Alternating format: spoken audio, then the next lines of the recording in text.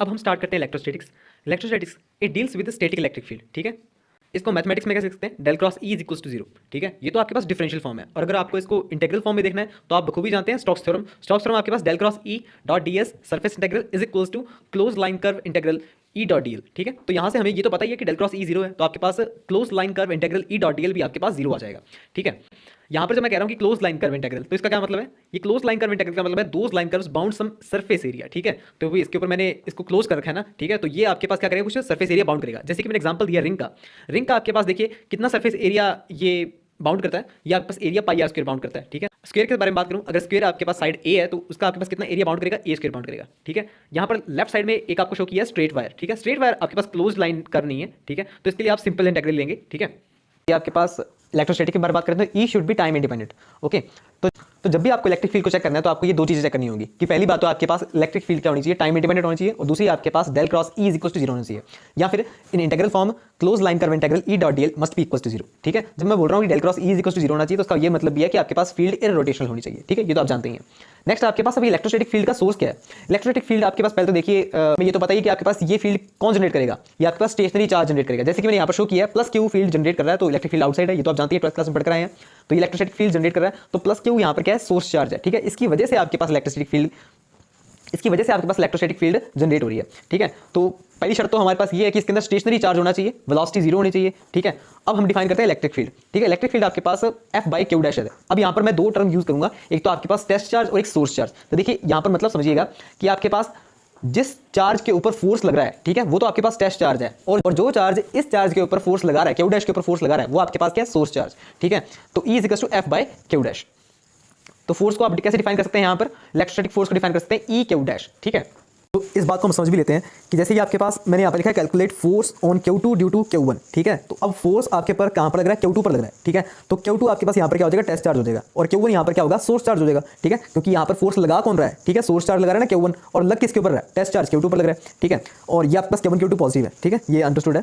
तो force on to हम क्या लिखेंगे, Q2E, ठीक है। यहाँ पर आपके पास और भी कोई इलेक्ट्रिक फील्ड हो सकती है किसी दूसरे चार्ज की तरफ से भी, जरूरी नहीं है आपके पास कि सिर्फ Q1 से होगा। पर तो यहाँ पर जो आपके पास फोर्स लग रहा है ऑन टू Q2 मतलब की, ठीक है। तो Q2 यहाँ पर टेस्ट चार्ज है, और E आपके पास इलेक्ट्रिक फील्ड कौन जनरेट करेगा, Q1 जनरेट करेगा, ठीक है। तो इलेक्ट्रिक फील्ड बाय 1 कितनी होगी, Q1 by 4 pi epsilon naught R square, ठीक है। डिस्टेंस R स्क्वायर है ना उनके बीच में, ठीक है। और डायरेक्शन आपके पास क्या होगी, OP होगी, ठीक है। उनमें आपके पास Q1 आपके पास O पर है, Q2 आपके पास P पर है, ठीक है। तो OP आपके पास यहाँ पर वेक्टर आ जाएगा, ठीक है। अब देखिए OP आपके पास ये R कैप ले लिया मैंने, हम इसको सब्स्टिट्यूट कर देते हैं E1 की वैल्यू F2 में, तो F2 equal to Q1 Q2 4 pi epsilon naught R square R cap, ठीक है। तो यहाँ से हमें पता लगता है कि आपके पास जो Q1 फोर्स लगाएगा Q2 पर, ठीक है, वो आपके पास क्या होगा, रिपल्सिव इन नेचर होगा। तो रिपल्सिव ऑन Q2 होगा तो वो उसको और धकेलेगा। तो फोर्स आप देख रहे हैं F2 आपके पास और ऊपर की तरफ उसको धकेला जा रहा है, ठीक है, अपवर्ड जा रहा है, ठीक है। नेक्स्ट आपके पास टर्म है इलेक्ट्रिक फ्लक्स। इलेक्ट्रिक फ्लक्स के आपके पास it is net number of electric field lines crossing through any surface, ठीक है। तो आपके पास ये फील्ड लाइंस हैं जो कि आपके पास किसी सरफेस को क्रॉस करती हैं। तो net number of field lines which crossing any surface, ठीक है। जैसे कि यहाँ पर शो कर रखा है प्लस 2Q चार्ज है, ठीक है, वो S1 और S2 सरफेस में से पास कर रही है, ठीक है। तो वो इतना इलेक्ट्रिक फ्लक्स जनरेट कर रही है, ठीक है, ओके। जैसे कि अब यहाँ पर इलेक्ट्रिक फ्लक्स की डेफिनेशन में कर रहा हूँ एनी सरफेस, ठीक है। तो आप मुझे बताएंगे ये S1 S2 आपके पास क्लोज सरफेस है या ओपन सरफेस है। हमने बात की थी ना अभी इसके बारे में, आइए बात करते हैं इसके ऊपर। S1 S2 आपके पास क्लोज सरफेस होना चाहिए ताकि आपके पास चार्ज एनक्लोज हो सके, ठीक है। S1 S2 must be close surface to enclose any charge. It is a surface which bounds some volume, example sphere, cylinder, cube, close hemisphere, okay. तो इसको हम किससे शो करेंगे, इंटीग्रल क्लोज सरफेस इंटीग्रल, ठीक है। तो हम इसको क्लोज सरफेस इंटीग्रल शो करेंगे। अब जैसे देखिए इसके बारे में हमने पहले ही बात की थी, जैसे कि मैं आपको पीछे लेके चलता हूं। तो जैसे कि आप यहां पर देखिए, जैसे जब मैंने del cross E dot D surface integral लिखा था तो मैंने उसे क्लोज नहीं किया था, क्लोज नहीं लगाया मैंने इंटीग्रल के ऊपर, ठीक है। क्योंकि आपके पास क्यों नहीं लगाया, पहली बात तो क्योंकि आपके पास जो क्लोज लाइन कर्व होता है वो कभी भी आपके पास क्लोज सरफेस नहीं हो सकता है, ठीक है। तो यहां पर मैंने इसलिए यहां पर क्लोज लाइन इंटीग्रल नहीं लगाया। अगर वो आप लगा देंगे तो गलत हो जाएगा। अब आप यहां पर देखिए, क्योंकि चार्ज इंक्लूज करना है तो आपके पास क्लोज सरफेस होना चाहिए, ठीक है। अब इलेक्ट्रिक फील्ड लाइंस तो आपके पास क्लोज सरफेस से ही पास कर सकती है और ओपन सरफेस से ही पास करती है, ठीक है।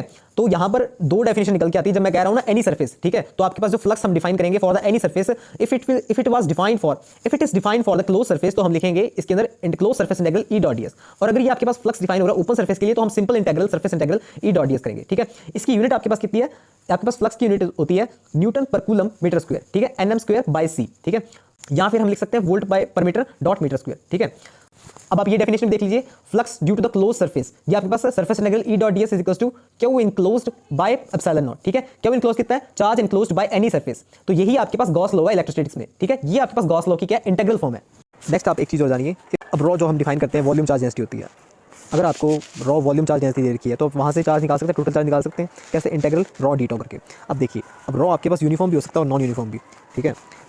If it is does not depend on space coordinates x Y z और आर थीटा फाई और r phi s phi z, ठीक है। एक्स वाई जेड हम कार्टेशियन कोऑर्डिनेट्स के लिए यूज़ करते हैं और r theta phi spherical systems के लिए, s phi z cylindrical system के लिए। तो इस केस में हम जो हमारे पास वॉल्यूम चार्ज डेंसिटी है उसे हम इंटीग्रल से बाहर ले सकते हैं। तो हम जैसे ग्रीन बॉक्स में लिखा आपको दिख रहा कि Q is equals to rho d tau, okay. अगर आपके पास रॉ नॉन यूनिफॉर्म है तो उस केस में आप ऐसा नहीं कर सकते, ठीक है। तो उस केस में करना ऐसा गलत होगा, तो क्रॉस लगा हुआ है, ठीक है। नॉन यूनिफॉर्म का एग्जांपल आपके पास क्या है, rho is equals to rho naught r. ऐसे ही आपके पास इलेक्ट्रिक फील्ड आपके पास अगर दे रखी है E naught cos theta r cap, देखिए अब ये किसके ऊपर डिपेंड कर रही है, ये डिपेंड कर रही है आपके पास स्फेरिकल सिस्टम और सिलेंड्रिकल सिस्टम के कोऑर्डिनेट्स से डिपेंड कर रही है, ठीक है।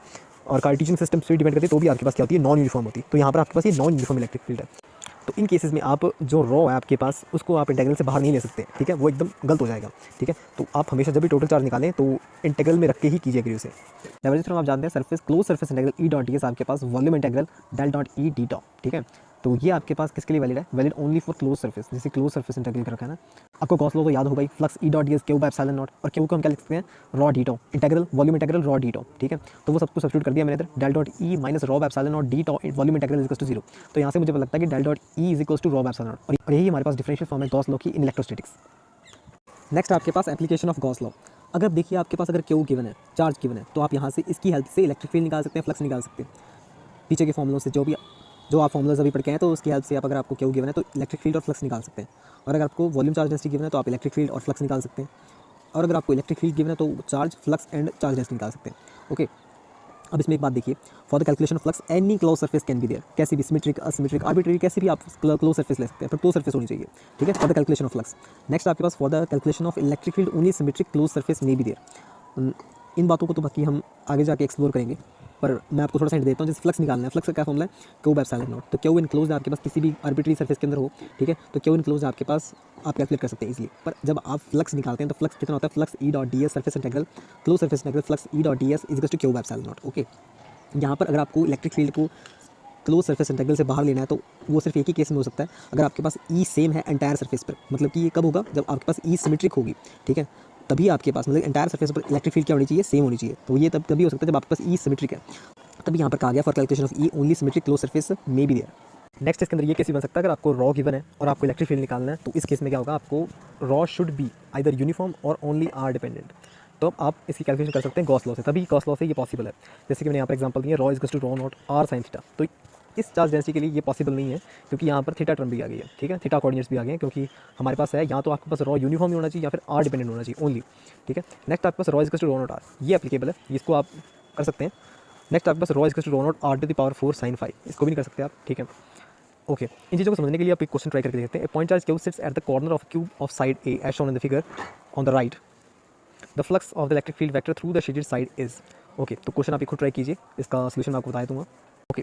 तो हमारे पास क्वेश्चन है कि आपके पास जो क्यू चार्ज है वो आपके पास एक क्यू के कॉर्नर पर है, ठीक है। अब एक क्यू के कॉर्नर पर है ये चार्ज, ठीक है, तो मतलब कि इसका आधा हिस्सा तो बाहर ही है, ठीक है, मतलब कि जो हाफ हेमिस्फीयर है, ठीक है, वही उसका कुछ कंट्रीब्यूशन हो रहा है इस क्यूब में, ठीक है, उसका भी कितना हिस्सा है वो हम अब देखते हैं, ठीक है। और क्या पूछ रहा है इसके अंदर, flux to the shaded region, ठीक है, शेडेड रीजन से फ्लक्स निकालना है, ठीक है। पहले तो ये क्वेश्चन बनता है कि आपके पास पूरे क्यूब से फ्लक्स कितना निकल रहा है, ओके। तो आइए देखते हैं। अब जैसे कि मैंने यहाँ पर सरफेस के नंबर दे दिए 1 2 3 एंड 4 5 6, ठीक है, 4 सरफेस मेरी शेडेड थी, तो flux due to the 4th surface, ठीक है। अब चार्ज मेरे पास कॉर्नर पे पड़ा है, ठीक है, तो ये चार्ज फुली इनक्लोज नहीं है। जैसे कि मैंने आपको कहा था कि इस क्यूब में जो चार्ज है, ठीक है, क्यूब का जो नीचे वाला हिस्सा है, चार्ज का नीचे वाला हिस्सा वो आपके पास इसके अंदर क्यूब के अंदर लाई नहीं कर रहा है, ऊपर वाला हिस्सा क्यूब के अंदर लाई कर रहा है। तो इस चार्ज का आपके पास इस क्यूब में कितना कंट्रीब्यूशन हो रहा है ये हम कैसे निकाल सकते हैं। हाफ मैंने इसलिए लगाया क्योंकि आपके पास ये स्फीयर अब हाफ रह गया, ठीक है, हाफ हेमिस्फीयर रह गया ना, हाफ इंटू, अब देखिए कितने में आपके पास है 90/360, ठीक है, तो 90/360 हो जाएगा आपके पास, ये टोटल 360 था, क्योंकि क्यूब आपके पास दो साइड्स कितने एंगल बनाते हैं, 90 बनाते हैं, तो 90/360, तो 1/8 कंट्रीब्यूशन हो रहा है उस चार्ज का, ठीक है। तो यहाँ से हम क्या लगा सकते हैं, फ्लक्स निकाल सकते हैं, flux Q by epsilon naught. तो फ्लक्स आपके पास कंट्रीब्यूशन कितना हो रहा है चार्ज का 8वां हिस्सा Q/8 हो जाएगा एंड एप्सिलॉन नॉट, ठीक है। तो Q/8 एप्सिलॉन नॉट बन गया आपके पास। ये जो फ्लक्स निकाला है हमने पूरे क्यूब में से निकाला है। अब यहाँ पर देखिए, all the faces sharing the point charge will not get any flux, ठीक है। अब जो भी फेसेस इस पॉइंट चार्ज प्लस क्यू के साथ शेयर हो रहे हैं, ठीक है, उनसे कोई भी फ्लक्स निकलेगा, क्यों नहीं निकलेगा। अब मुझे आप ये बताइए, जो प्लस क्यू चार्ज से इलेक्ट्रिक फील्ड निकलेगा 3, 4 एंड 2 सरफेस के लिए, ठीक है, ये शेयर कर रहे हैं ना।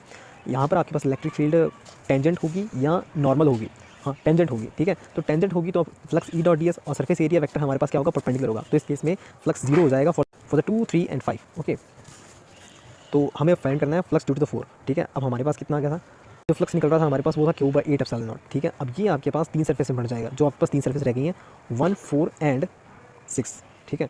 1, 4 एंड 6 सरफेस में कंट्रीब्यूट हो जाएगा, तो आपके पास flux due to the 4th surface हो जाएगा q by 24 epsilon naught. Next question आप ट्राई कीजिए। आपके पास इस बार जो प्लस क्यू चार्ज रखा गया क्यूब में वो एकदम सेंटर में रखा गया, बॉडी सेंटर्ड है ये प्लस क्यू चार्ज, ठीक है। तो आप बताइए कि फ्लक्स कितना जनरेट होगा पूरे क्यूब में से। हाँ जी, पूरे क्यूब में से तो आप जानते हैं ना, ठीक है। वैसे तो आप ये खुद ट्राई कीजिए, ओके। तो आपने क्वेश्चन ट्राई कर लिया होगा। आपके पास पूरे क्यूब में से जो फ्लक्स जनरेट हो रहा है वो Q by epsilon naught generate हो रहा है ना। Flux E dot D is equal to Q by epsilon naught, ठीक है। तो आपके पास इंडिविजुअली ये आपके पास 6 हिस्सों में डिवाइड हो जाएगा। तो flux from 1, 2, 3, 4, 5, 6 face is Q by 6 by epsilon naught will same, center position is symmetric, hence all faces will get same flux, okay. Next आप ये देखिए क्वेश्चन 2 में आप देखिए फेस सेंटर्ड पोजीशन पर है प्लस क्यू, तो आपके पास फ्लक्स कितना जनरेट होगा। हाँ जी, आधा हिस्सा बाहर है आधा हिस्सा अंदर है, तो क्यू बाई 2 एप्सिलॉन नॉट हो जाएगा।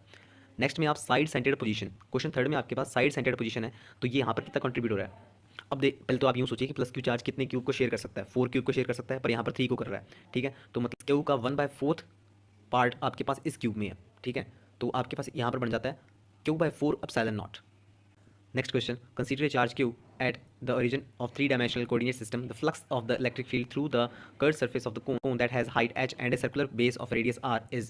Okay. तो ये क्वेश्चन आप ट्राई करके देखिए, आसान क्वेश्चन है ये, जितना दिख रहा है उतना मुश्किल नहीं है, ओके।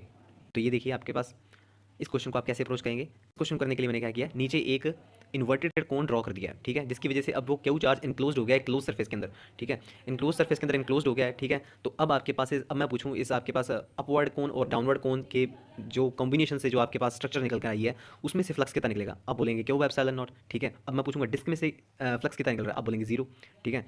तो यहाँ से हमें लगता है कि ऊपर वाले कर्व सरफेस से क्यू बाई 2 एप्सिलॉन नॉट निकल रहा होगा, नीचे वाले से क्यू बाई 2 एप्सिलॉन नॉट, तो flux from the curve surface is q by 2 epsilon naught, okay. तो B option is correct. Next question.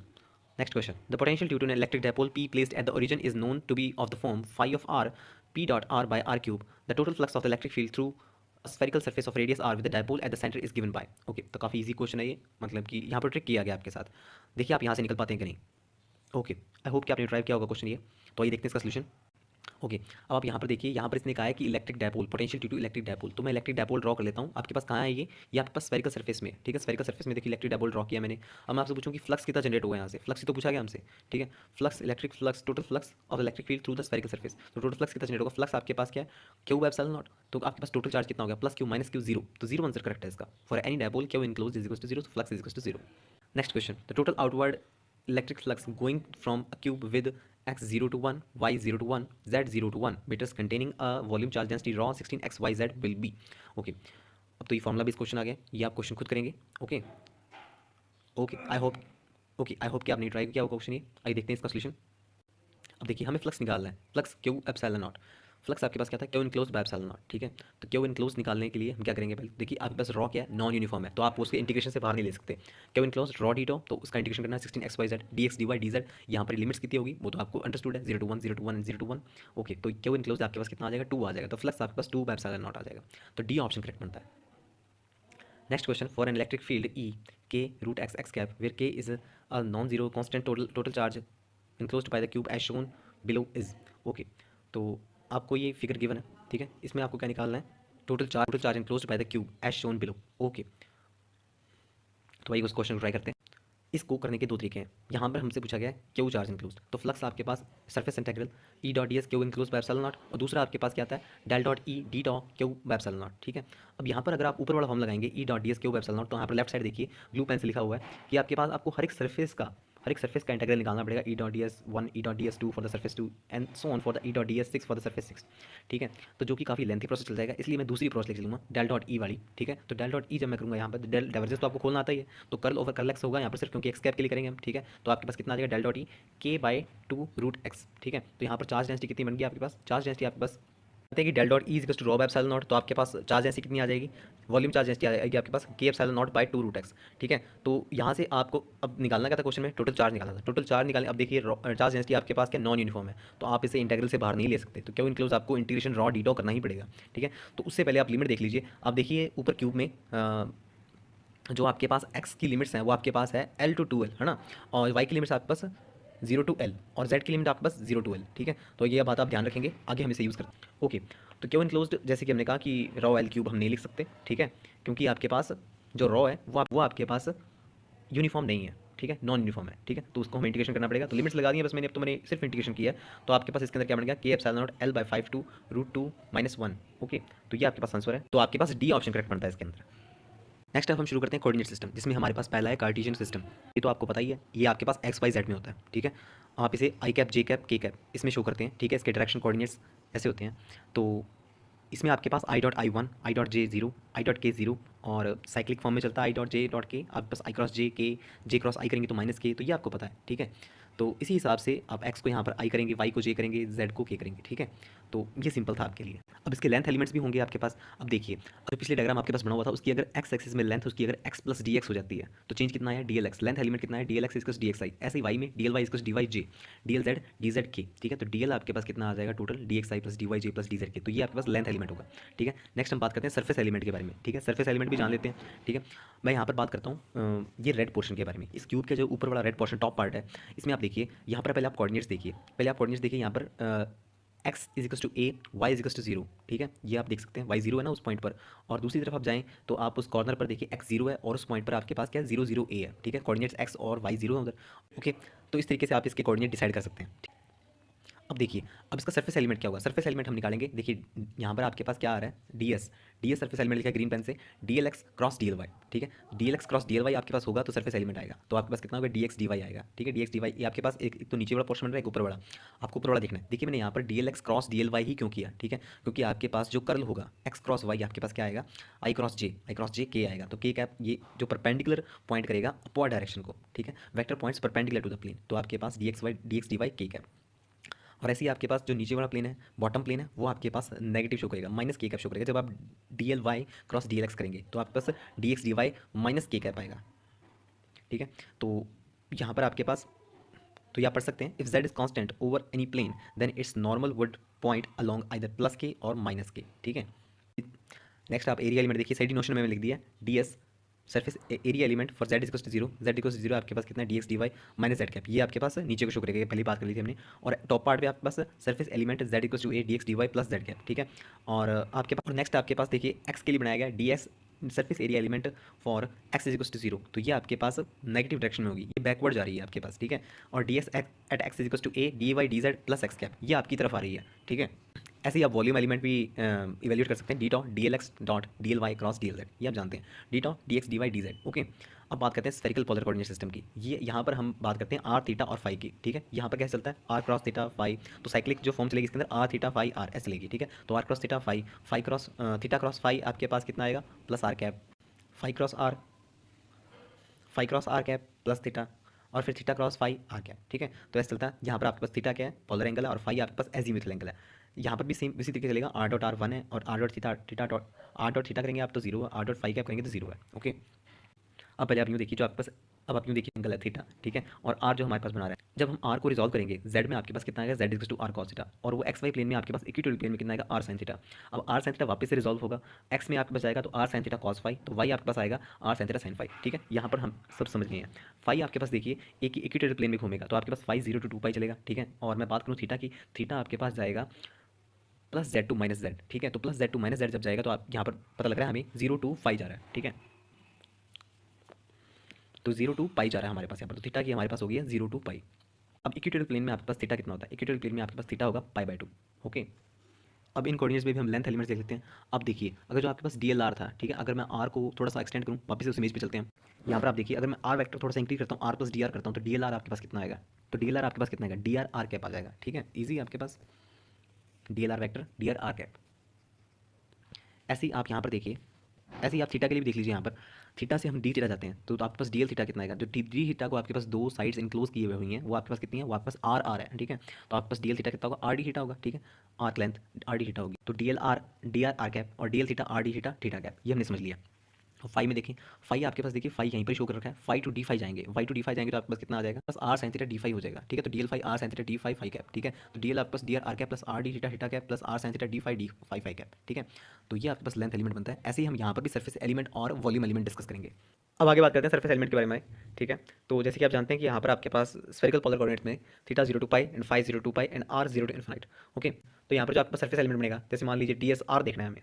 ठीक है, तो आपके पास क्या आएगा, D L theta cross D L phi. ठीक है, तो यहाँ पर आपके पास D L R length element, D L theta length element, D L phi length element, इनके क्रॉस के हिसाब से सरफेस एलिमेंट चलेगा। ठीक है, दो का क्रॉस करेंगे तो एक सरफेस एलिमेंट निकल के आएगा। तो डीएल थीटा तो आप जानते हैं आर डी थीटा था, तो डीएल फाई आपके पास कितना था, R sine theta D phi. ठीक है, तो इसको करेंगे आप, तो थीटा फाई आपके पास क्या आएगा, थीटा क्रॉस फाई करेंगे तो आर कैप आएगा। ठीक है, तो डी एस आर आपके पास आ जाएगा R square sine theta D phi R cap. Okay, ये आपके पास सरफेस एलिमेंट है। तो देखिए इसका यूज भी देख लीजिए आप, area of spherical surface for a sphere of radius R, A R आपके पास 0 to pi are square sine theta D phi, ये आपके पास आर फॉर बिग आर। ठीक है, यहाँ पर हमने आर कांस्टेंट कर दिया ना। ठीक है, तो यहाँ पर आर इक्वल्स टू आर कर दिया, लिखा हुआ है ना for a sphere of radius R. ठीक है, तो यहाँ पर बस आप इंडिकेशन कीजिए इसे, तो आपके पास एरिया कितना आ जाएगा, एरिया निकाल सकते हैं हम ऐसे। ठीक है, स्फेरिकल सरफेस का, तो देखिए 4 पाई आर स्क्वायर आ गया। ठीक है, तो यहाँ से आप इस चीज़ को वेरीफाई कर सकते हैं। नेक्स्ट आगे बात करते हैं, थीटा कांस्टेंट है for the surface of disc of radius R for theta is 90 degree से। ओके, तो D L theta D S theta आपके पास कितना आएगा, सरफेस एलिमेंट यहाँ पर जो बनेगा, तो D L phi cross D L R. ठीक है, देखिए वैसे चल रहा है आपके पास आर थीटा फाई के हिसाब से, तो आपके पास आ जाएगा R sine theta D R D phi theta cap. ठीक है, थीटा इज 90 डिग्री। ठीक है, तो थीटा 90 डिग्री साइन 91 हो जाएगा, तो डी एस थीटा आपके पास R D R D phi theta cap, area element of a disc.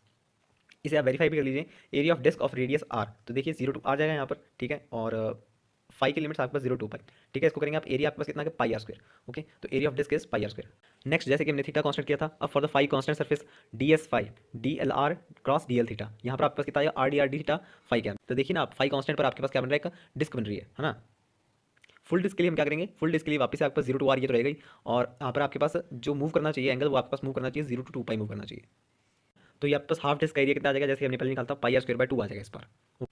Next आगे बात करते हैं वॉल्यूम एलिमेंट की, D tau D L R dot D L theta cross D L phi, जैसे कि हमने कार्टेशियन कोऑर्डिनेट में किया था। आप जानते हैं वॉल्यूम एलिमेंट्स तो आप ऐसे निकालते हैं, D L R dot D L theta cross D L phi, दो का क्रॉस एक का डॉट। ओके, तो आपके पास R square sine theta D phi D R. Okay, इसे आप वेरीफाई भी कर सकते हैं, volume of sphere of radius R निकाल कर, तो वॉल्यूम कितना आ जाएगा, 4/3 पाई आर क्यूब। तो इसे आप खुद निकालेंगे। अब आगे कन्वर्जन देख लेते हैं यूनिट वेक्टर्स का of spherical system to cartesian system.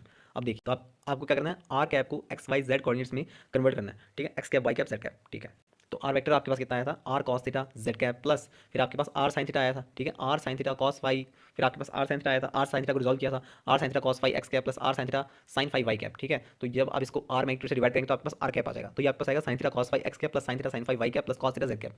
ये आपके लिए ईजी था। अब देखिए, अब नेक्स्ट हम थीटा कैप के कन्वर्जन को समझने के लिए यहाँ पर मैंने z और y एक्सेस ड्रॉ कर लिए हैं। ठीक है, at the outer surface of this sphere. ठीक है, तो आपको दिख भी रहा होगा, z में आपके पास ग्रीन कलर से आपके पास z एक्सेस ड्रॉ की गई है और येलो कलर से आपके पास y एक्सेस। ओके, तो अब देखिए थीटा कैप से, थीटा कैप तो आपके पास ऐसे ट्रैवल कर रहा है ना, तो थीटा कैप की डायरेक्शन ऐसे ही है। तो थीटा कैप यूनिट वेक्टर से आपके पास जो आर कैप वेक्टर है ये 90 डिग्री एंगल बना रहा है। ठीक है, और आपके पास जेड कैप, जेड आपके पास आर कैप के साथ, ये तो आप जानते हैं कि थीटा एंगल बना रहा है। ठीक है, देखिए यहाँ पर मैंने गोल्डन रिंग शो की है, गोल्डन डिस्क बनाई है, जो कि आपको एक्स वाई प्लेन को दिखाएगी। ठीक है, अब मुझे आप ये बताइए कि आपके पास ये एक्स वाई प्लेन जो मैंने बनाया है, ये गोल्डन डिस्क बनाई है, इसके बीच में और थीटा कैप के बीच में कितना एंगल है। ठीक है, देखिए जेड और थीटा कैप के बीच में कितना एंगल का डिफरेंस है, 90 प्लस थीटा। ठीक है, और आपके पास जेड और आर कैप में थीटा है। ठीक है, और आपके पास आर कैप और थीटा कैप में 90 है, और आपके पास z और y एक्सिस में भी 90 डिग्री एंगल बन रहा है। तो y और ये जो आपके पास एक्स वाई प्लेन है, यहाँ पर आपके पास कितना एंगल बन रहा है, यहाँ पर आपके पास थीटा एंगल बन रहा है। ओके, और आपके पास एक z और थीटा के बीच में एंगल तो 90 प्लस थीटा ही है। ठीक है, अब इसे हम रिजॉल्व करते हैं। तो पहले आप ये देखिए, जब थीटा कैप हम रिजॉल्व करेंगे, angle between z and theta आपके पास कितना है, 90 प्लस थीटा, तो आपके पास आ जाएगा theta cap is to cos 90 plus theta z cap. ठीक है, अब इसे एक्स वाई प्लेन में भी हम रिजॉल्व करना है। ठीक है, कॉस थीटा कैप। ठीक है, कॉस थीटा कैप, अब कॉस थीटा कैप आपके पास एक्स वाई प्लेन में एकदम रिजल्टेंट पर है। ठीक है, रिजल्टेंट पर है तो उसे वापस रिजॉल्व करेंगे। ठीक है, एक्स कैप और वाई एक्सिस के अलॉन्ग। ठीक है, तो cos theta cos phi X cap plus sine phi Y cap ऐसे रिजॉल्व हो जाएगा। ओके, इसे हम सिंप्लीफाई करके लिख लेंगे वापस में। अब नेक्स्ट देखते हैं हम फाई कैप। फाई कैप देखते हैं, अब यहाँ पर भी वैसे देखिए आप, फाई कैप को आप थोड़ा सा एक्सटेंड कर देंगे। जो फ्लैट डिस्क थी आपको एक्स वाई प्लेन थी, उसको मैंने इसे 2 डायमेंशन में शो कर दिया। ठीक है, 2 डायमेंशन में शो किया, तो फाई कैप को थोड़ा एक्सटेंड कर दिया मैंने, एक्स वाई प्लेन ऐसे आ जाएगा आपके पास। अब आप देखिए, जो आपके पास फाई कैप है, फाई कैप ऐसे ट्रैवल करेगा। ठीक है, आपके पास दिख रहा होगा, ये आपके पास एंटी क्लॉकवाइज ट्रैवल कर रहा है ना। अब आप ये तो जानते हैं कि फाई कैप और आर कैप के बीच में एंगल 90 है। ठीक है, और आर कैप और एक्स कैप के बीच में एंगल कितना है आपके पास, फाई है ना। तो आप अगर एक्स और वाई के बीच में एंगल 90 ही है, तो आपके पास फाई और वाई कैप के बीच में एंगल कितना होगा, फाई होगा, ठीक है। तो angle between X axis and phi is 90 plus phi, ठीक है। तो इसे हम लिख देंगे फाई कैप को एक्स के में रिजॉल्व करेंगे cos 90 plus phi X cap, और वाई में आपके पास कॉस फाई वाई कैप, ये सिंपल था आपके पास, ठीक है। तो फाई कैप आपके पास आ जाएगा minus sine phi X cap plus cos phi Y cap, okay. तो जो कन्वर्जन होगा वो आपको कुछ ऐसा दिखेगा, ठीक है। तो यहाँ पर आप एक चीज़ याद रखिएगा, तो Z cap dot are cap होगा, ठीक है। Z cap dot are cap आपके पास कितना होगा, ये आपके पास, आपको ध्यान ही है, आपके पास आर वेक्टर जेड डायरेक्शन के साथ कितना एंगल बनता था, थीटा एंगल, तो कॉस थीटा। और आपके पास Z cap cross R cap कितना होगा, Z cap cross R cap आपके पास होगा sine theta phi cap, okay. Next अब हम आगे बात करते हैं सिलेंड्रिकल कोऑर्डिनेट सिस्टम में। यहाँ पर हम डील करते हैं S phi and Z coordinate system में, ठीक है। तो यहाँ पर आपके पास इसके यूनिट वेक्टर्स क्या होंगे, S cap, phi cap and Z cap, ठीक है। एस कैप यहाँ पर क्या होगा आपके पास, रेडियस वेक्टर, फाई कैप आपके पास होगा एजीम्यूथल वेक्टर, यहाँ आप इसे सर्कमफ्रेंशियल वेक्टर भी कह सकते हैं, ठीक है। और जेड कैप आपके पास होगा लेंथ वेक्टर, ठीक है। अब मैं इस कोऑर्डिनेट सिस्टम का आपके पास क्या बनाऊंगा, डायग्राम बना के आपको शो भी कर देता हूँ, ठीक है। आपके पास सिलेंड्रिकल होगा तो सिलेंड्रिकल फॉर्म में होगा आपके पास ये आपके पास जेड डायरेक्शन, ये आपके पास एक्सिस ऑफ सिलेंडर होगा, एक्सिस ऑफ सिलेंडर, ठीक है। ये आपके पास ये बिल्डअप हो गया यहाँ पर Z2 माइनस Z, ठीक है।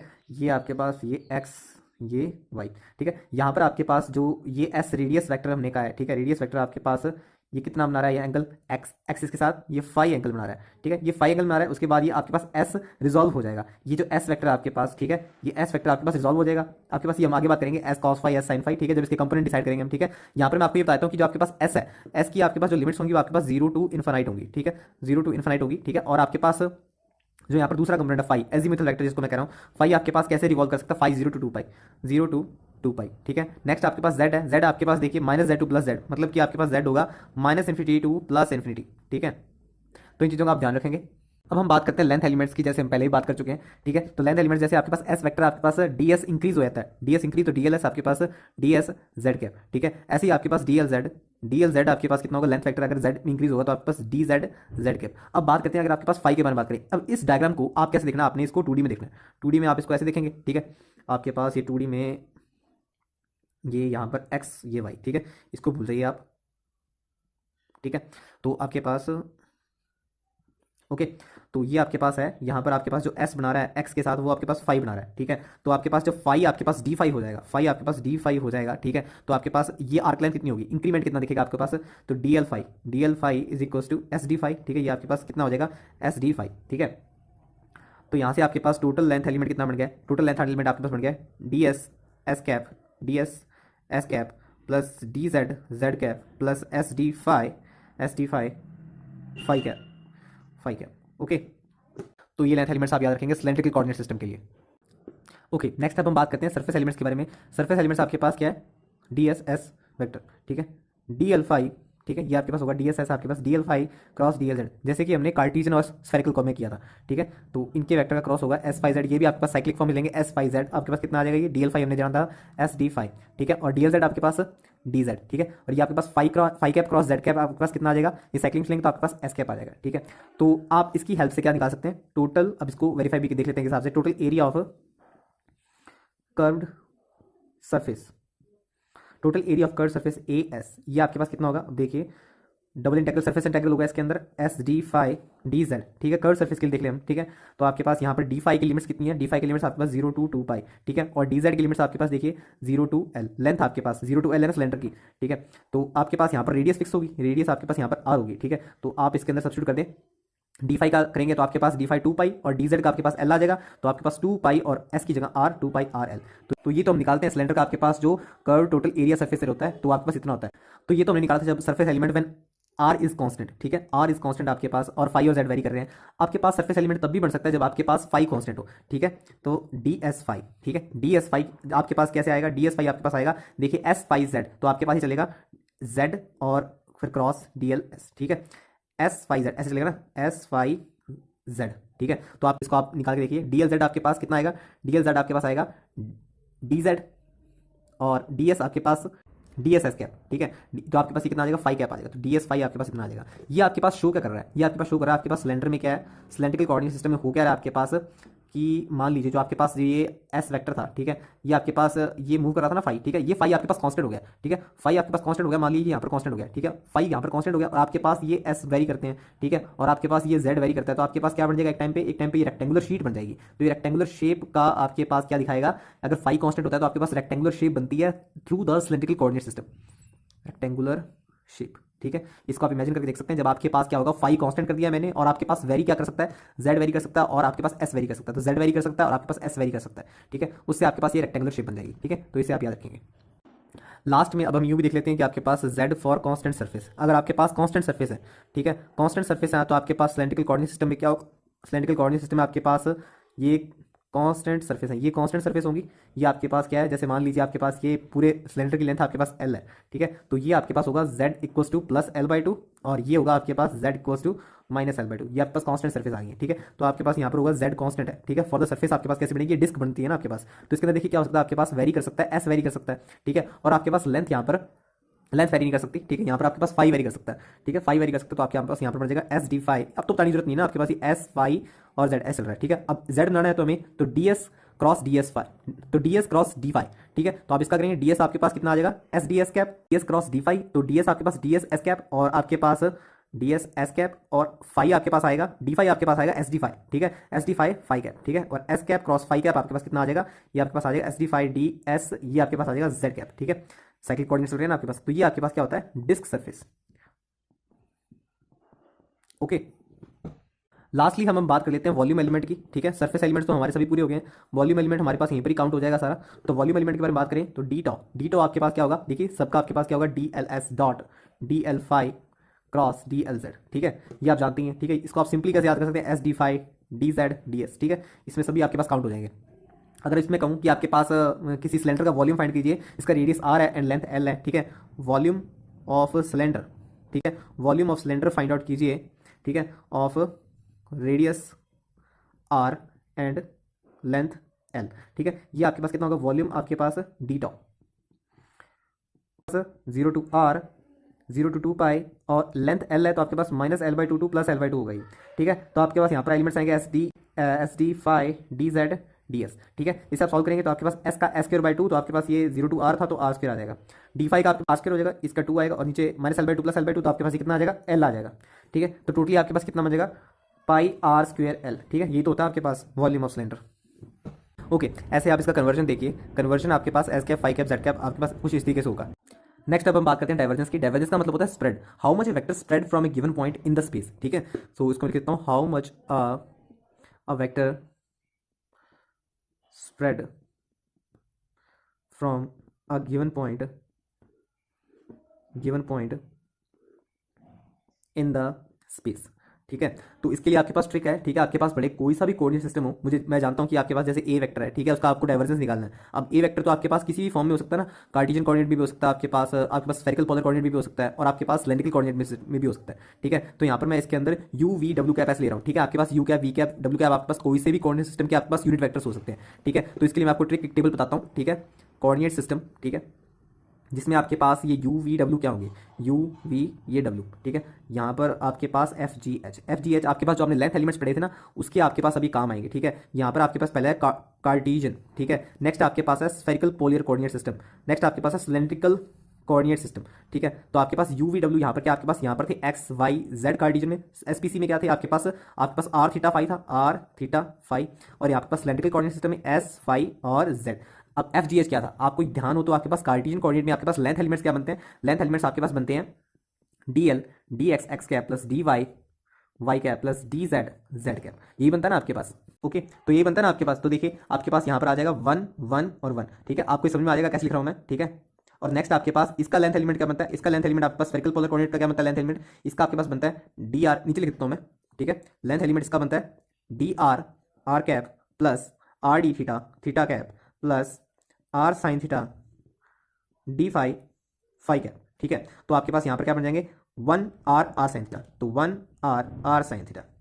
ऐसे आप सिलेंड्रिकल कोऑर्डिनेट सिस्टम का देखिए, सिलेंड्रिकल का देखेंगे आप तो आपके पास कितना आ जाएगा D L D S S cap plus S D phi phi cap plus D Z Z cap, ठीक है, ये आ गया आपके पास, इसका आपके पास बनेगा 1 S 1 S1, ठीक है। तो ये बन जाएगा इसके अंदर। तो ये आप ध्यान में रखिएगा, इसके अंदर FGH कंपोनेंट क्या लेना है, UVW कंपोनेंट क्या होंगे इसके अंदर, ठीक है। अब मैं आपको इसकी ट्रिक बताता हूँ। आपके पास डाइवर्जेंस किसी भी वेक्टर का आ जाए, किसी भी कोऑर्डिनेट सिस्टम का आ जाए आपके पास, ठीक है, आप उसे कैसे इजीली निकाल सकते हैं इस चार्ट के हेल्प से।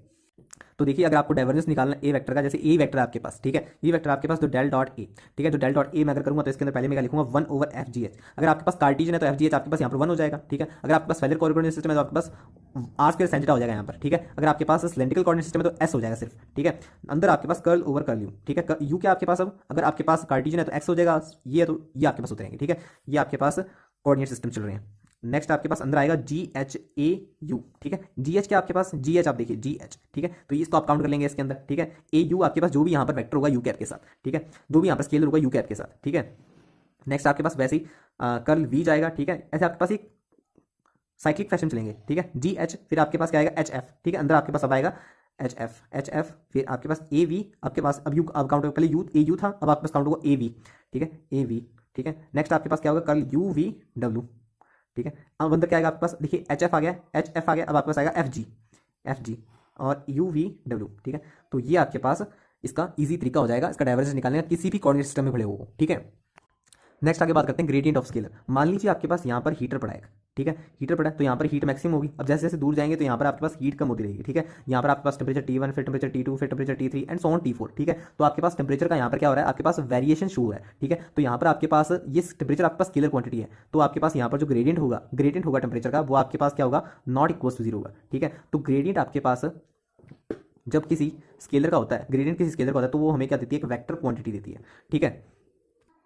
और आपके पास इसका, अब देखिए आपके पास जो अब स्केलर है, ठीक है, वो आपके पास किसी भी कोऑर्डिनेट सिस्टम में आ सकता है, ठीक है। अब किसी भी कोऑर्डिनेट सिस्टम में आ सकता है आपके पास, तो उसके कंपोनेंट किसी भी कोऑर्डिनेट सिस्टम में हो सकते हैं। तो उसके लिए भी हमारे पास ट्रिक है एक, जो आपको चार्ट बताया था, उसके हेल्प से आप किसी भी कोऑर्डिनेट सिस्टम में आने वाले स्केलर का आप ग्रेडियंट निकाल सकते हैं। तो 1 over F curl S over curl you cap, plus 1 over G curl S over curl V, ठीक है। S आपके पास ये स्केलर, ठीक है, हर बार होगा V cap, plus 1 over H curl S over W cap, ठीक है।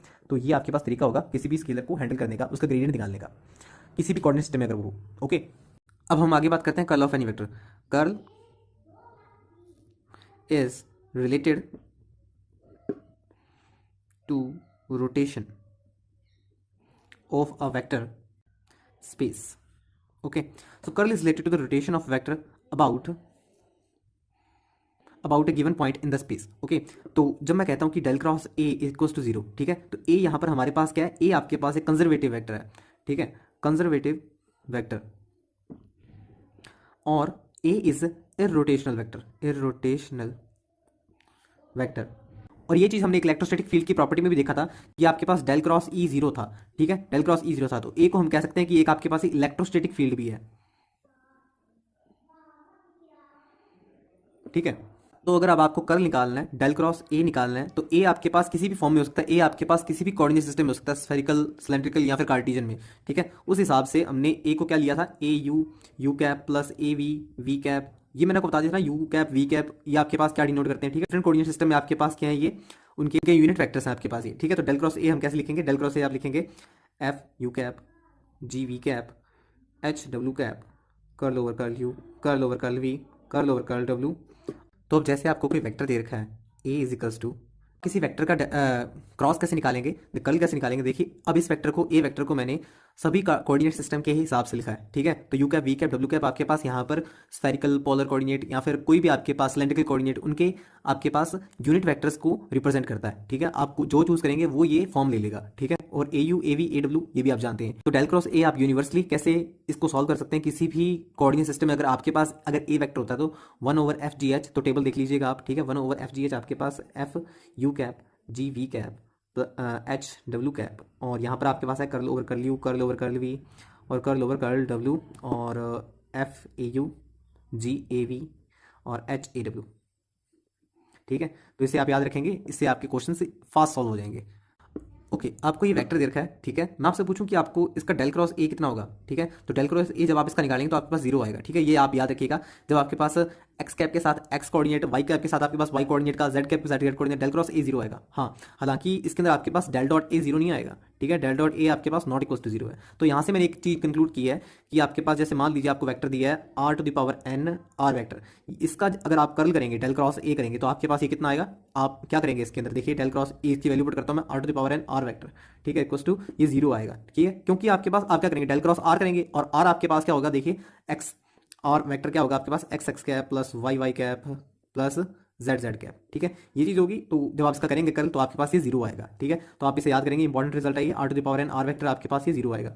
अब आप मुझे ये बताइए कि आपके जस्ट ये electric field due to a point charge, electric field due to point charge we know this Q by 4 pi epsilon naught R square R cap. अब मुझे बताइए कि इसका कर्ल आपके पास कितना होगा। हाँ, हालांकि ये तो वैसे तो हम जानते हैं कि आपके पास इलेक्ट्रिक फील्ड का कर्ल आपके पास क्या जीरो जीरो होता है, इलेक्ट्रिक फील्ड आर इररोटेशनल फील्ड्स। तो देखिए इसको मैं इस फॉर्म में कन्वर्ट करके दिखाता हूँ आपको। देखिए इसको r माइनस टू को अगर मैं ऊपर लेके जाऊँ, इसको मैं Q by 4 pi epsilon naught r minus two R cap, तो r direction vector over magnitude, ठीक है, इसको आप यहाँ पर सब्स्टिट्यूट कर रहा हूँ मैं, ठीक है, तो वेक्टर आपके पास कितना आ गया r वेक्टर ओवर मैग्नीट्यूड, आपके पास r था तो यहाँ पर -3 हो जाएगा, ठीक है। तो यहाँ पर देखिए ये सेम फॉर्म, इसको आप कंपेयर कर देख सकते हैं, तो आपके पास डेल क्रॉस ई क्या आ जाएगा, del cross E equals to zero, ठीक है। तो ये आपके पास पॉसिबली एक स्टैटिक इलेक्ट्रोस्टैटिक फील्ड है, possible electrostatic field, okay okay. अब हम आगे बात करते हैं लैप्लासियन की। तो Laplacian can be defined for both scalar and vector, ठीक है। तो अब देखिए यहाँ पर इसके अंदर जब मैं किसी स्केलर का जब मैं यहाँ पर आपके पास क्या लेता हूँ, ग्रेडियंट लेता हूँ, तो आपके पास वो क्वांटिटी क्या बनती है, वो आपके पास वेक्टर बनती है। तो इसको मैं लिख देता हूँ एक बार, ग्रेडियंट ऑफ स्केलर, ठीक है। अब देखिए जो आपके पास स्केलर क्वांटिटी निकल कर आई है, अगर इसका मैं डाइवर्जेंस लूँ, divergence of gradient of scalar, ठीक है, divergence of gradient of scalar, तो आपके पास ये क्या बनेगा, इसको मैं लिख देता हूँ divergence of gradient of any scalar, ठीक है। तो ये आपके पास क्या बन जाएगा, डेल स्क्वायर एस बन जाएगा, ठीक है। हाँ, इसे आप उल्टा नहीं कर सकते वैसे, ठीक है, जैसे आप पहले आपने क्या ले लिया, डाइवर्जेंस ले लिया, डेल डॉट ए ले लिया, ठीक है, डेल डॉट ए, और फिर आपने इसका ग्रेडियंट ले लिया, ठीक है। तो ये आप कहेंगे ये आपके पास है gradient of divergence of any, आपके पास यहाँ पर वेक्टर, ये वेक्टर है इस बार, ठीक है, इस बार आपने इसको वेक्टर ले लिया, तो क्योंकि आपके पास जो डाइवर्जेंस होता है वो तो वेक्टर का होता है ना, ठीक है, ग्रेडियंट आपके पास स्केलर का होता है, ठीक है। तो ये आपके पास नहीं होगा, ये आपके पास लैप्लासियन को शो नहीं करता है, ठीक है, ये आपके पास डेल स्क्वायर ए के बराबर नहीं होगा, ठीक है, ये आपके पास डेल स्क्वायर ए के बराबर नहीं होगा, ठीक है। अब देखिए डेल स्क्वायर एस के बारे में बात की जाए, ठीक है, इसे मैं जनरलाइज कर देता हूँ अब, ठीक है, किसी भी आपके पास ये कोऑर्डिनेट सिस्टम में आ जाए, आप इसे सॉल्व कर सकते हैं। एफ जी एच की वैल्यू तो आपको ध्यान ही है, कर्ल ओवर कर्ल यू, इसमें आपके पास फॉर्मूला ऐसा बनेगा जी एच, एक बार हम एफ को ड्रॉप करेंगे नीचे, curl S over curl U plus curl over curl V, और फिर इसके अंदर F H over G, G को ड्रॉप कर दिया हमने, curl S over curl V, curl W, एक बार फिर एच को ड्रॉप कर देंगे, F G over H, curl S over curl W, ठीक है। तो ये चीज़ बनेगी आपके पास, अब आपको अगर किसी वेक्टर का लैप्लासियन देखना हो, डेल स्क्वायर ए, ठीक है, आपको किसी वेक्टर का लैप्लासियन देखना हो, तो देखिए डेल स्क्वायर ए, आप इसको पहले इस वेक्टर को तोड़ लीजिए, आप डेल स्क्वायर ए को आप कैसे तोड़ेंगे, del square A U, U cap plus del square A V, V cap plus del square A W, W cap, ठीक है। तो फिर आप इसको इंडिविजुअली इसको सॉल्व करेंगे इसी ऊपर वाले फॉर्मूले से, ठीक है, तो ये वैसे हो जाएगा आपके पास, ओके। अब हम आगे बात करते हैं Gauss law in differential form. तो आप जानते हैं कि del dot E is equals to rho by epsilon naught, ये तो आपके पास इलेक्ट्रोस्टैटिक फील्ड की प्रॉपर्टीज हैं, और आपको ये भी पता del cross E is equals to zero, ठीक है। अब देखिए अगर आपके पास किसी वेक्टर का कर्ल जीरो है, ठीक है, तो उसे हम क्या लिख सकते हैं, उसे हम लिख सकते हैं आपके पास gradient of some scalar function, ठीक है, क्योंकि ये तो आपके पास अनफैक्टर्ड रहेगा ना उससे, ठीक है। तो देखो मैं लिख देता हूँ, if curl of any vector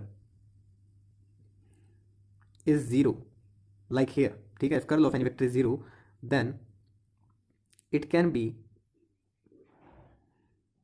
written as gradient of some scalar function since, अब देखिए आप यहाँ पर e को क्या लिख सकता हूँ, e आपके पास लिख सकता हूँ मैं आपके पास gradient of some scalar function, तो डेल एस, ठीक है। तो ये मैंने लिख दिया आपके पास, ये आपके पास कितना होगा, ये तो अनफैक्टर रहेगा ना आपके पास, तो ये इसको लिख सकता हूँ, और ये आपके पास क्या होगी क्वांटिटी, ये आपके पास वेक्टर होगी, ठीक है, ये आपके पास वेक्टरों की क्वांटिटी। अब देखिए हमने ये देखा था अभी आपके पास, अगर इस वेक्टर क्वांटिटी को अगर मैं डाइवर्जेंस करता हूं, इस वेक्टर क्वांटिटी का अगर मैं डाइवर्जेंस करता हूं तो आपके पास ये लैप्लेशियन ऑपरेटर बनता है, ठीक है, लैप्लेशियन बनता है आपके पास ये। और अगर इसी का अगर मैं यहां पर कर्ल कर देता हूं इस वेक्टर का, तो मेरे पास ये जीरो बनता है, ठीक है। तो आप इसे ऐसे याद कर सकते हैं, आपके पास सी जी कर्ल और फिर ग्रेडियंट है ना, तो C G zero, C G equals to zero, ठीक है।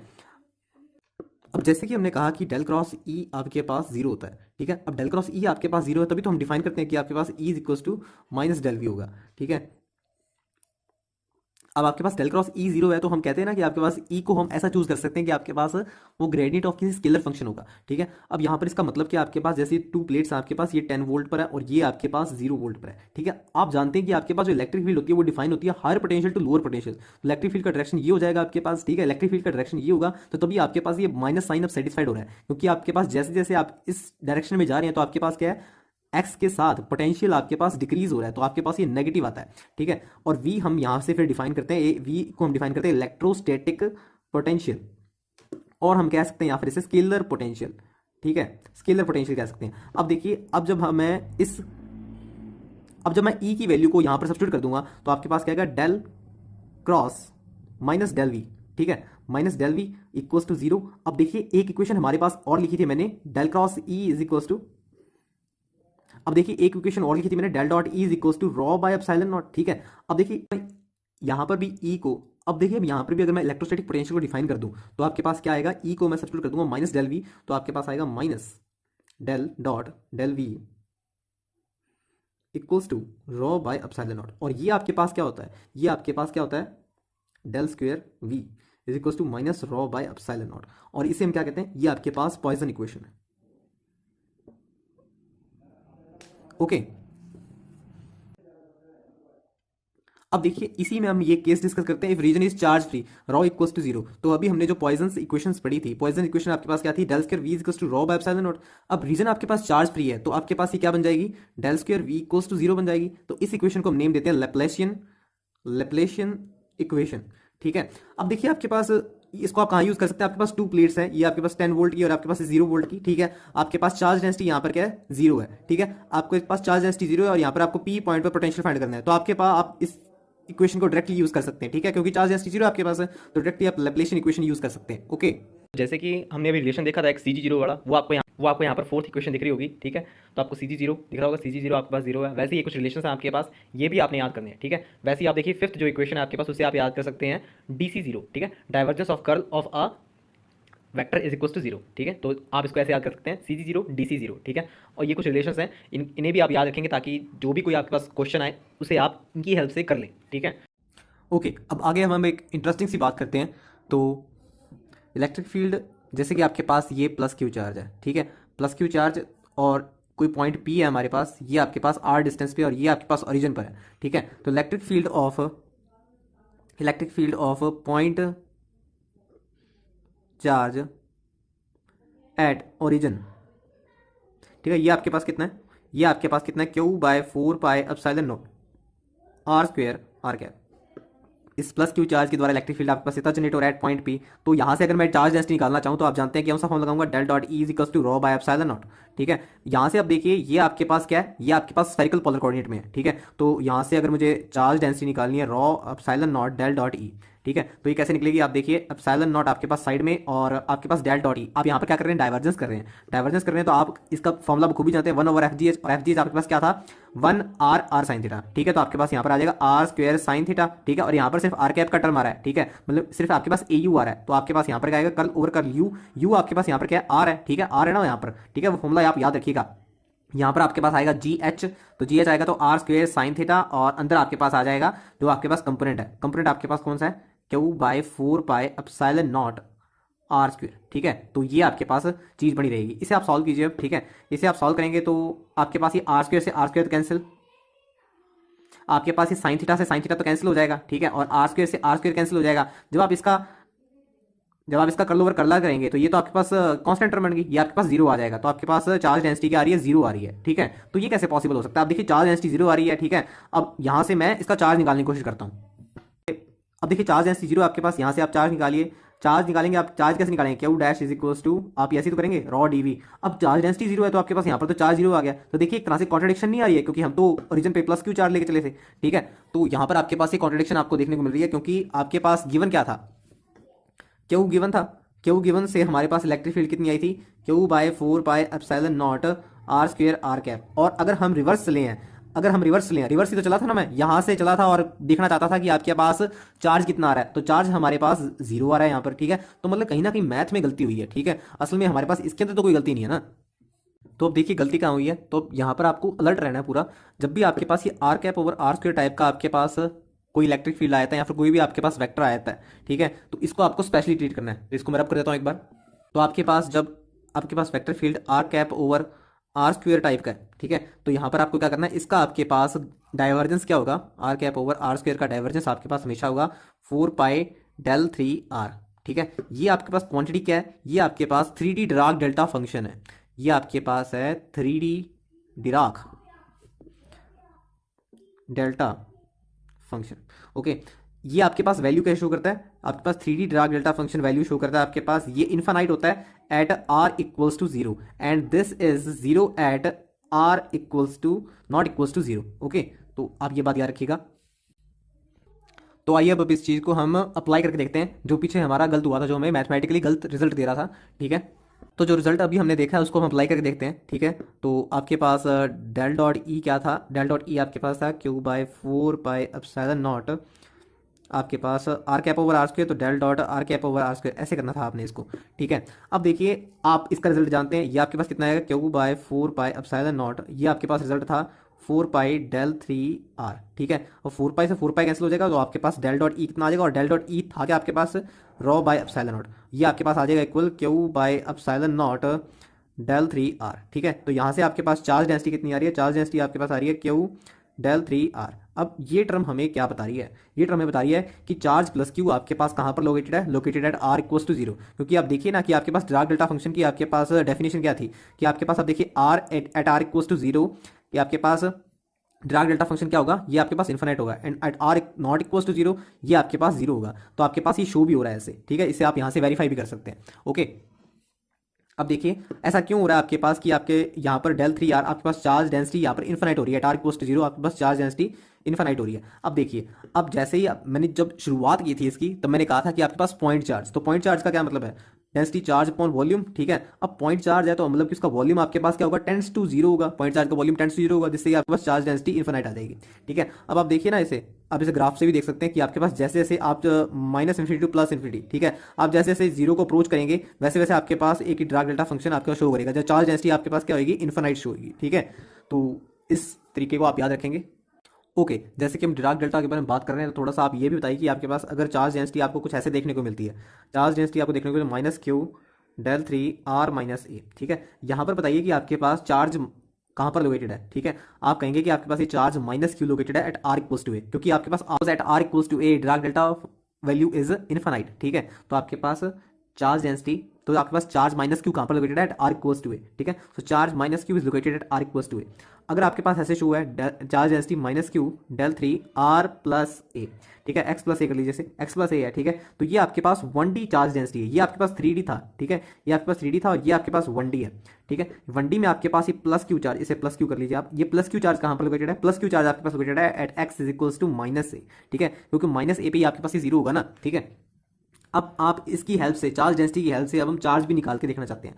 अब देखिए चार्ज आपके पास क्या फॉर्मूला है, रॉ डीटो, ठीक है, रॉ डीटो का फॉर्मूला आपके पास, तो आप चार्ज डेंसिटी सब्स्टिट्यूट कीजिए, आप ओरिजिनल वाली लेके चल रहा हूँ मैं, ये तो एग्जांपल दिया मैंने आपको, ठीक है, समझाने के लिए। तो आपके पास यहाँ पर मैं सब्स्टिट्यूट करूँगा, क्या वैल्यू आई थी, क्यू ∇3R डीटो, डीटो, ठीक है, क्यू ∇3R वोल स्पेस वॉल्यूम, ठीक है, वॉल्यूम इंटीग्रल है ना।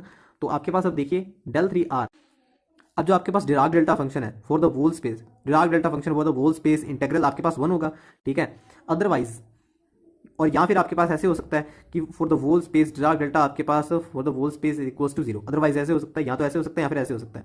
अब देखिए हम जानते हैं क्योंकि चार्ज आपके पास ओरिजिन पर लोकेटेड है, ठीक है, तो आपके पास for the whole space limits are included, तो तो इस लिमिट में आपके पास ओरिजिन भी इंक्लोज है, तो आपके पास ये चार्ज डेंसिटी आपके पास फॉर द वोल स्पेस 1 आ गई है। तो आपके पास ये क्यू आप बाहर ले लेंगे, ठीक है, तो आपके पास ये कितना आ जाएगा, प्लस क्यू आ जाएगा।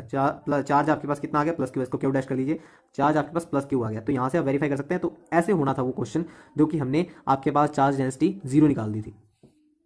अब देखिए डिराक डेल्टा फंक्शन के बारे में और बात कर लेते हैं हम। अगर आपके पास कोई फंक्शन दे रखा है डिराक डेल्टा फंक्शन के साथ, अगर कोई फंक्शन आपके पास del 3 r विद फंक्शन आपके पास, तो आप देखिए ये आपके पास कैसे चेंज हो जाएगा। अब क्योंकि ओरिजिन पर शो कर रहा है आपके पास, ओरिजिन पर आपके पास इन्फिनाइट वैल्यू शो करेगा और आपके पास अदरवाइज ये 0 होगा, ठीक है। तो ये आपके पास हो जाएगा f0, ठीक है, r0 वैल्यू सब्स्टिट्यूट हो जाएगी ना, और del 3 r, ठीक है, जो भी आपके पास इसकी वैल्यू होगी। ऐसे ही आप ये भी देखिए, ये इसमें आपके पास क्या होगा, del 3 r माइनस ए, यहाँ पर आपके पास f इज इक्वल टू ए हो जाएगा और del 3 r, ओके। अगर आपके पास ये इंटेग्रल फॉर्म में है for the volume whole space del 3 r minus A D tau, ये आपके पास कितना होगा। अब देखिए आप इसका करेंगे फॉर द वोल स्पेस, ये 1 हो जाएगा और ये आपके पास एफ ए है। अगर आपके पास if limits of r included the centre of Dirac delta function, तो आपके पास ये 1 हो जाएगा, अदरवाइज से 0 हो जाएगा इंटेग्रल, ठीक है। तो यहाँ पर मैं लिख देता हूँ, if limits of r enclosed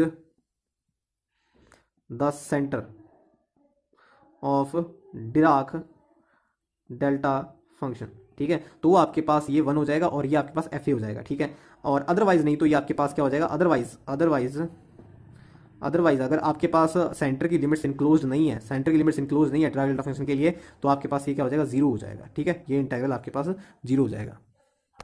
okay, अब मैं आपको एक क्वेश्चन देता हूँ, जैसे कि आपके पास इलेक्ट्रिक फील्ड जो आपको दे रखी है, इलेक्ट्रिक फील्ड दे रखी है 1 minus E to the power alpha R, R cap over are square. अब आप समझ ही क्यों होंगे कि आपके पास मैंने ये जान के दिया ना आपको R cap over are square. आप मुझे बताइए कि आपके पास चार्ज कितना होगा, ठीक है, चार्ज कितना होगा। आप देखिए तो पहले आप शुरुआत करेंगे del dot E rho by epsilon naught से, del dot E rho by epsilon naught से। तो यहाँ से आपके पास ये कैसे कन्वर्ट हो जाएगा, rho is equals to epsilon naught del dot E. अब आप देखिए ये तो आप लगाना जानते हैं ना कि आपके पास डाइवर्जेंस कैसे लगाएंगे आप, ठीक है, वो आपको एफ वाला फॉर्मुला याद होना चाहिए। वैसे तो आपके पास ये एक केंद्र ही हो जाएगा एप्सिलॉन नॉट, तो एप्सिलॉन नॉट डेल आपके पास 1 minus E to the power alpha R और are cap over are square, ठीक है। तो यहाँ पर देखिए आप इसको ध्यान से कि आपके पास ये जो क्वांटिटी है, ये जो क्वांटिटी है आपके पास स्केलर है, ठीक है, और ये आपके पास क्या है, वेक्टर है, ठीक है।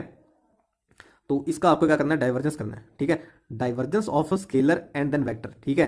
तो इसके अंदर आपके पास क्या करेंगे, यहाँ पर जो मैंने आपको चार्ट दिखाया था ना फॉर्मुलेज वाला, वो आप यहाँ पर यूज करेंगे। तो एक बार इसको आप बाहर कर देंगे, एक बार अंदर कर देंगे, तो वो तरीका चलेगा। एप्सिलॉन नॉट, ठीक है, तो epsilon naught R cap over are square, एक बार बाहर गया R cap over are square, तो आपके पास dot del 1 minus E to the power alpha are, ठीक है, प्लस एक बार अब 1 minus E to the power alpha R बाहर जाएगा और del dot are cap over are square, ठीक है, ऐसा रहेगा।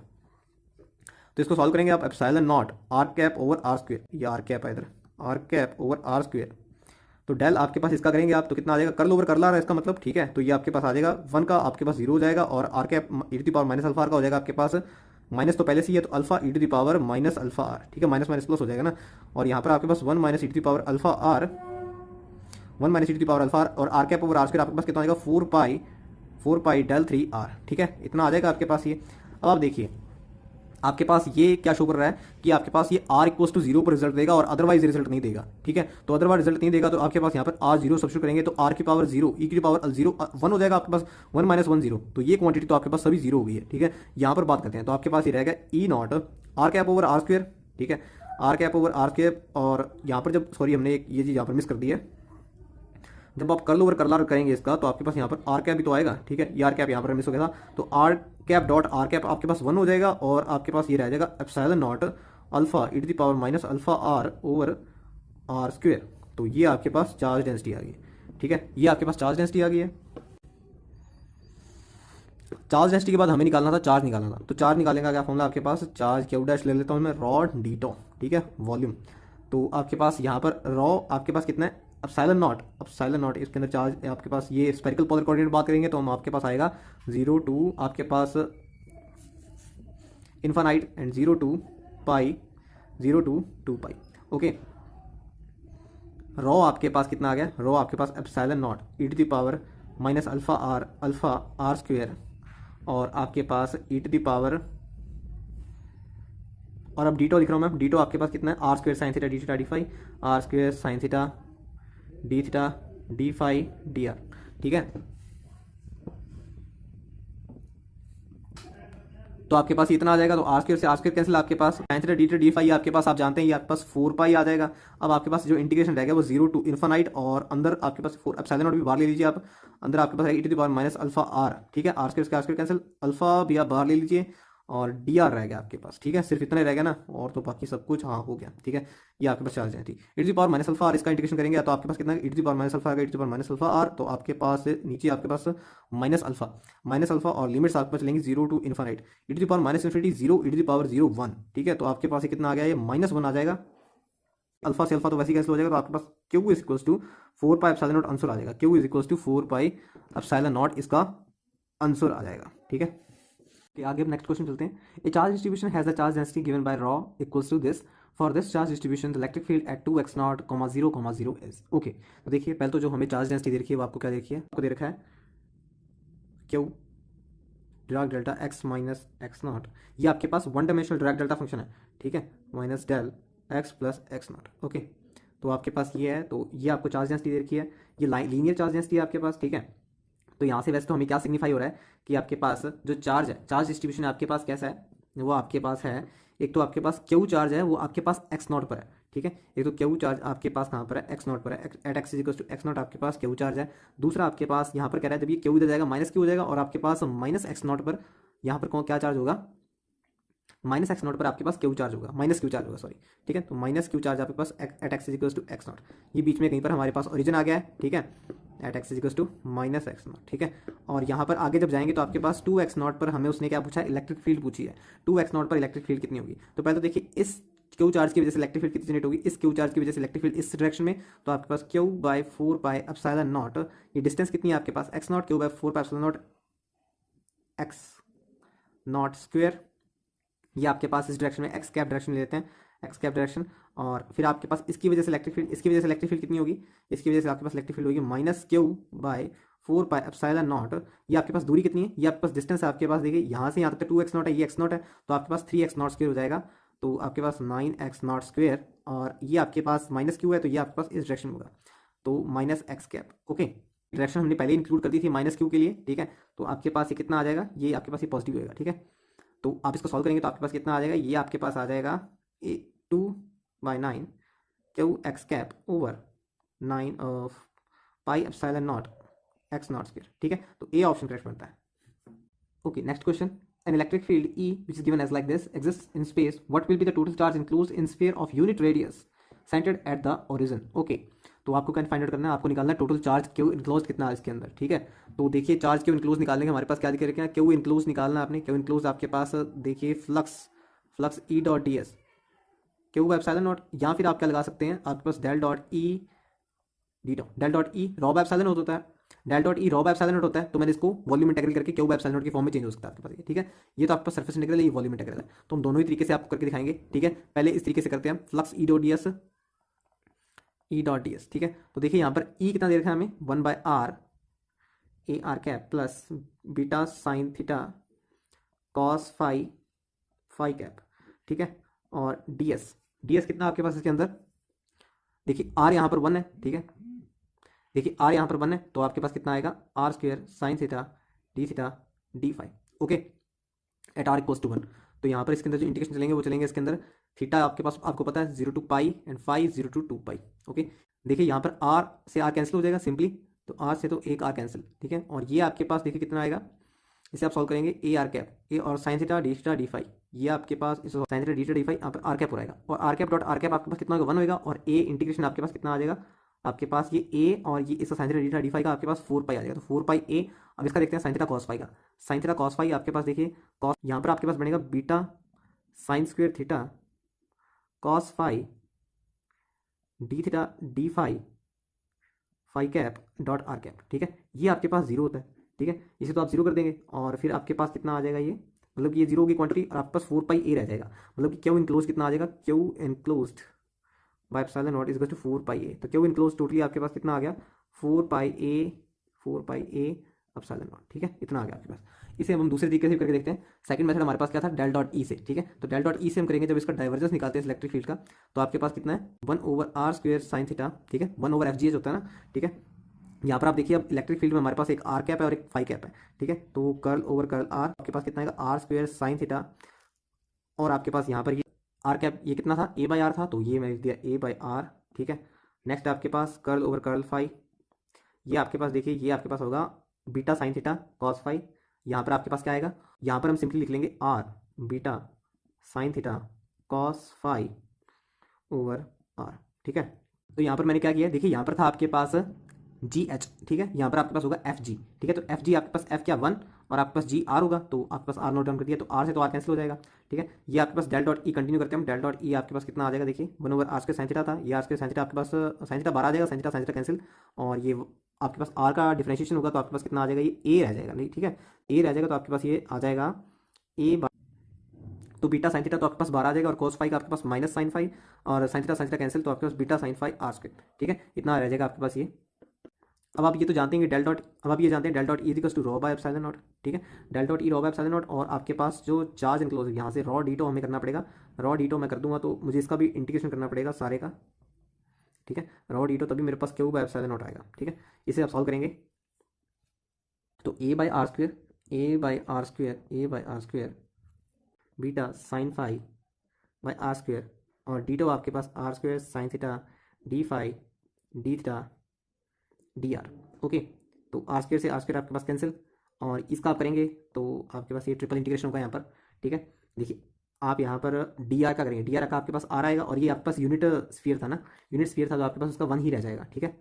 तो क्यों बाय एप्सिलॉन नॉट चल रहा है आपके पास ये, तो जो आर का करेंगे तो आर का तो 1 ही आ जाएगा, और फिर आप साइन थीटा डी थीटा का करेंगे, साइन थीटा डी थीटा का आपके पास कितना आएगा, माइनस कॉस थीटा तो आपके पास कितना आ जाएगा, माइनस कॉस थीटा, इसका आपके पास होगा 0 टू पाई। नेक्स्ट आप देखिए sine phi, sine phi D phi आपके पास साइन फाई का कॉस फाई हो जाएगा, और ये आपके पास पॉजिटिव हो जाएगा, तो आपके पास ये आ जाएगा, और यहाँ से ए फाई भी आएगा, तो A phi plus beta cos phi 0 to 2 pi, ठीक है। तो ये आपके पास बन गया है कॉस 180 -1 कॉस 0 1, तो आपके पास ये 2 बन जाएगा इंटू, यहाँ पर आपके पास फाई की वैल्यू 2 पाई, तो 2 पाई ए, और यहाँ पर कॉस ये 0 हो जाएगा, 2 पाई कॉस 2 पाई आपके पास 1, और कॉस 0 0 भी आपके पास 1, तो ये आपके पास 0 हो गया, तो आपके पास ये बन गया है 4 पाई ए, और क्यू बाई एप्सिलॉन नॉट इसके बराबर है, तो q is equals to 4 pi epsilon naught a, ये आपके पास चार्ज आ गया, जो कि यहाँ पर आपके पास इससे भी मैच करता है, ठीक है। तो आप दोनों तरीके से बता दिया आपको, ठीक है।